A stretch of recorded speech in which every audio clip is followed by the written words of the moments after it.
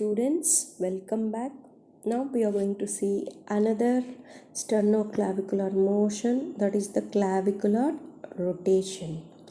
So this rotation of the clavicle occurs as a spin between the saddle shaped surfaces of the clavicle and the manubriocostal facet. And like many joints that can rotate in either direction from resting position of the joint. That means normally rotation means if you can see in the pivot type, that is the spinning, that is the superior radio ulnar joint, isn't it? So it can move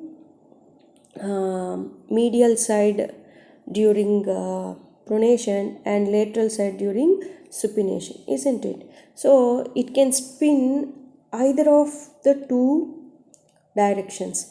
But in the case of this clavicle will rotates only in one direction. It rotates only in one direction from its resting position. So here the clavicle rotates posteriorly only. So it rotates posteriorly from neutral position. When this clavicle rotates posteriorly, then what happens? So it will brings the inferior surface of the clavicle. It brings the inferior surface of the clavicle to face anteriorly. Okay.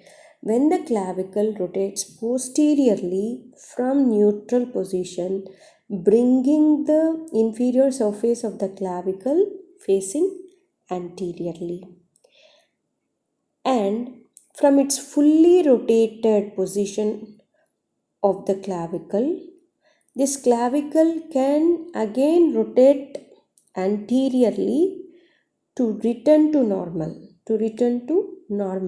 After that, there is no, from neutral position, there is no any anterior rotation. Sometimes a slight rotation may occur, that is very less, and it is very limited, that is less than 10 degrees. Okay. So, and this rotation is taking place on an axis which runs longitudinally through the clavicle, intersecting the acromioclavicular joint and the sternoclavicular joint. This is the sternoclavicular long axis. On this axis only the rotation of the clavicle takes place.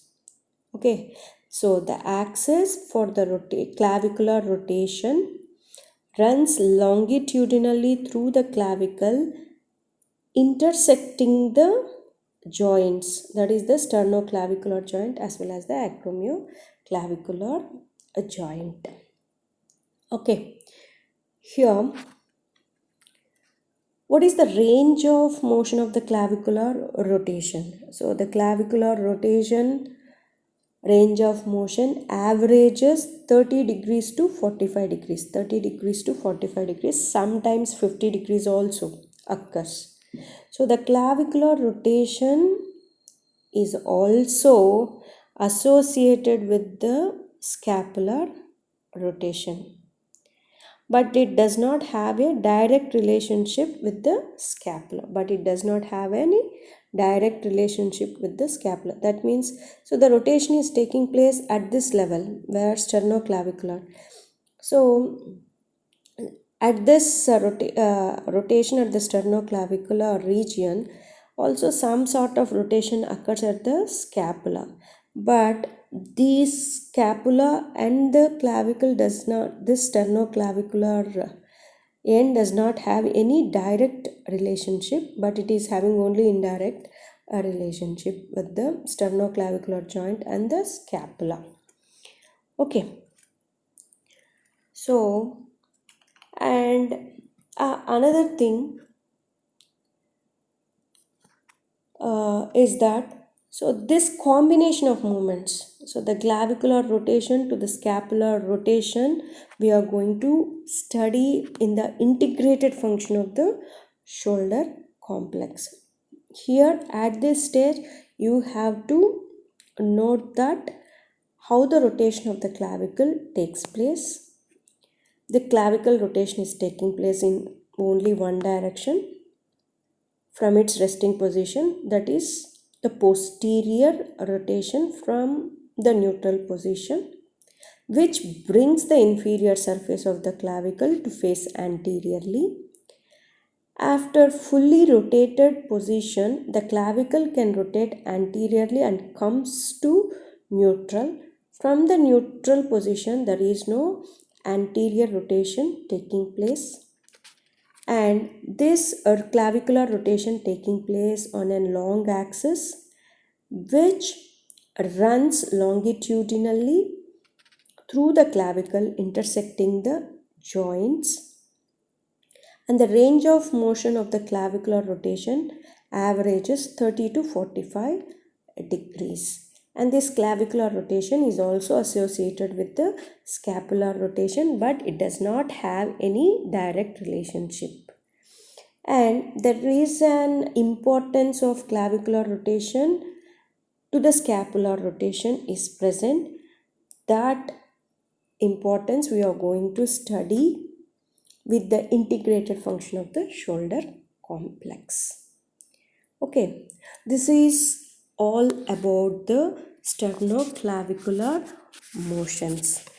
And in the next session, we are going to see another component of the shoulder complex, that is acromioclavicular joint. Thank you.